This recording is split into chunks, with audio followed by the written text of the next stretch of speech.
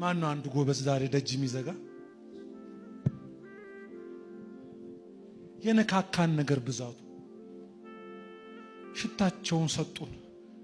በበርበሬ ተራ ሰው አልፎ አላስነጥስም እንደማይል ማስነጠሳቸውን ሰጡን። እዚህ መተን አስነጠስናቸው። ነካኩን። እዚህ አይገቡም ነበር ግን እኛን ታከው ገቡ። ብዙ ክፉ ልምምዶች ገቡ እዚህ። ሰማይ ፈቅዶ ሳይሆን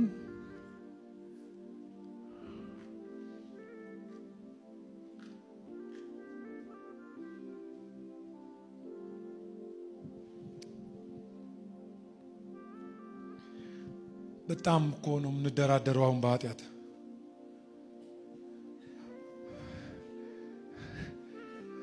እንዳው እንደኔ የሚያራግፍ ሰው የለም አንድ ሰው እናንተ መሃል ነው።